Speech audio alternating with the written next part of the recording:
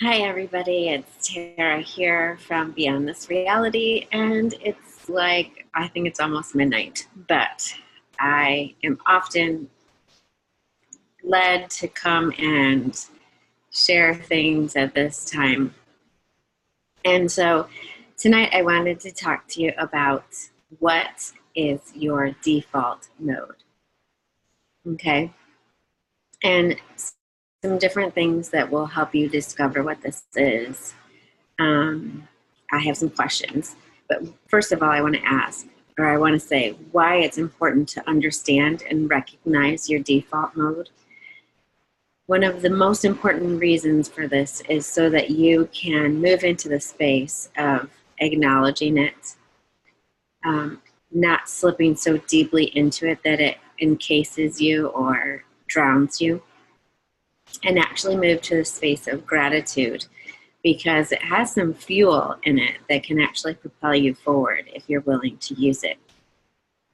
So our default mode is the direction that we go when we're not even thinking about it. It's really where we slip into most of the time because we're so used to being in that mode. It's what we're taught, and so if you were taught to be a really good listener, to be a good pleaser, to deny yourself, and so on. But some of those are like thought processes and actions. There's some other things that go with a default mode that you might want to look at. What does it feel like? What are the incessant thoughts that happen when you go into default mode, right? So there's some people that I've been working with lately, and their default mode looks like complete,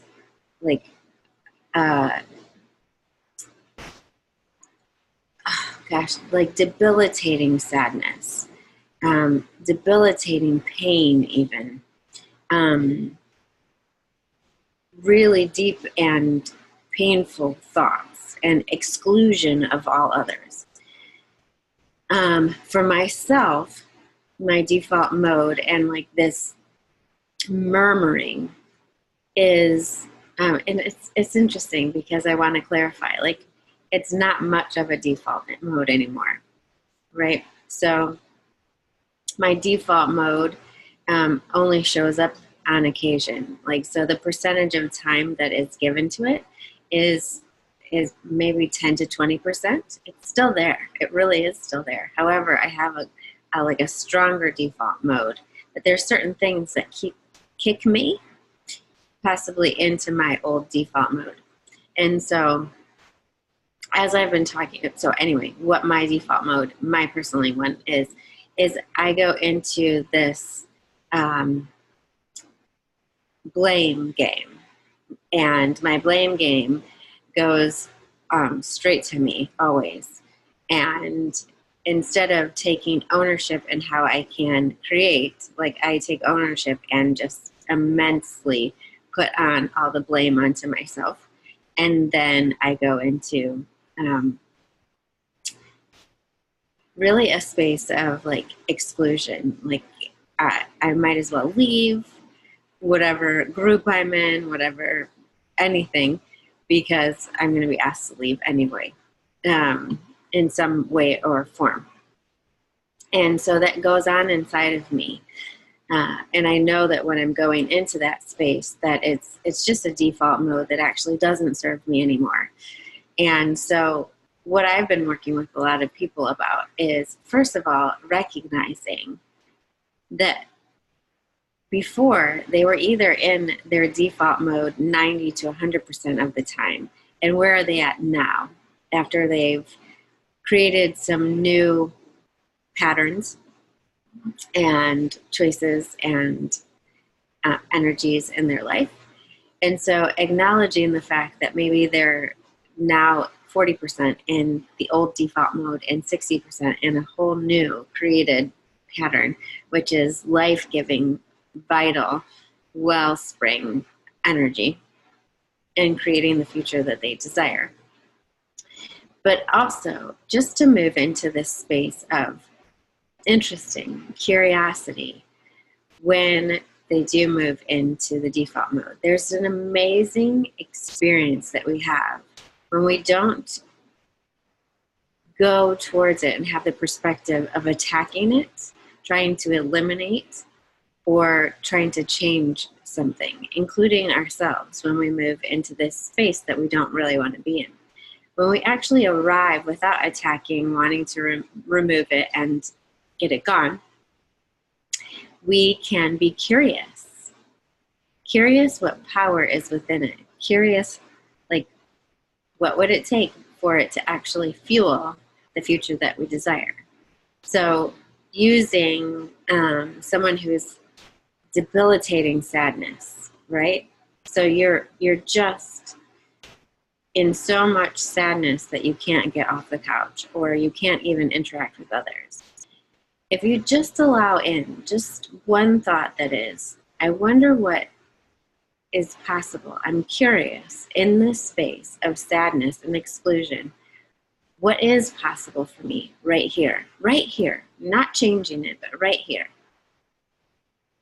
In that space of sadness, many times it brings up a deeper need for deep and meaningful connection. And if you're being in the space of excluding all others, the connection is to self. So in that moment of sadness, or in those hours of sadness, what are you willing to do with that? Like, are you willing to go internal and curiously find deeper connections with the self, with yourself? Or let's say it's even for myself, going into this layering on the blame game that I have inside my head at times.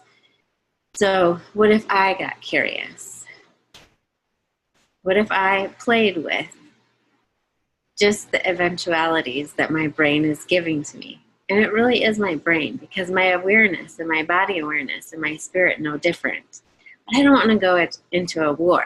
And when you try to go into a war, or like talk your brain out of something, it just becomes a battle and nobody wins. So if you go into it with an embracing type of energy, a curiosity, what do you have to say, brain, about this whole blame game? Let's look at that. What am I taking blame for? Is that fun for me? And what is that creating? Not as in like I'm going to change it, just what else is possible here.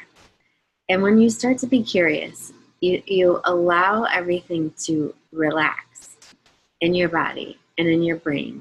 And there stops being a fight. And then all of a sudden, the curiosity allows for something new to come through. And it usually allows body awareness and your spirit awareness to come up through the brain and to invite it to a new space of what is possible. Because you're like slowly and ever so slightly inviting it to a new space of being, which actually invites it into your new default, which is a contribution to the future that you desire rather than a destruction of it. So our defaults that are not working for us, if I want to get really clear with you, it's always when we are separating from self.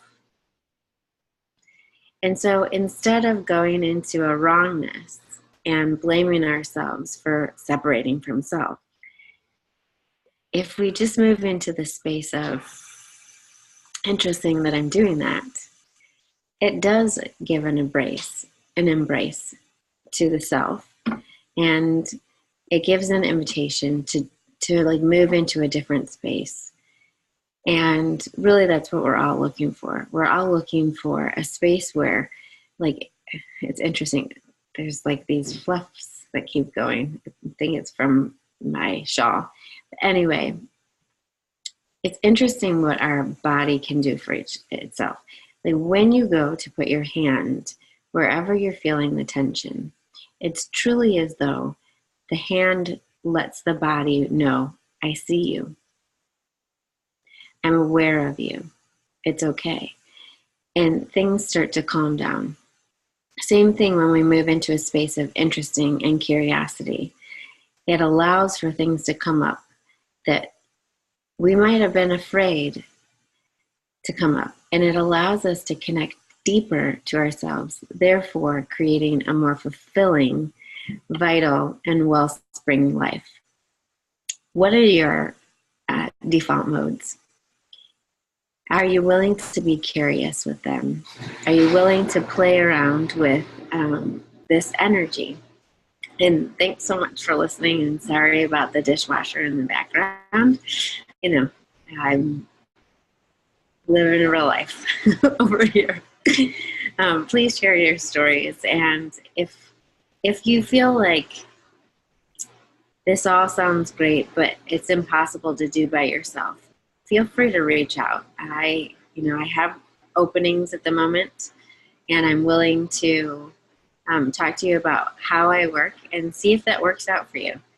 And I'm really a no pressure person, so only the people that I know it'll work out for, that's who chooses to work with me. And I get to watch their lives unfold and move into a space that a lot of people actually never even hoped and dreamed was possible. It's greater than their imaginings. So I'm super blessed to live this life and to watch other people walk into these spaces. And if you're looking for something like that, please feel free to reach out. Thanks so much. Bye.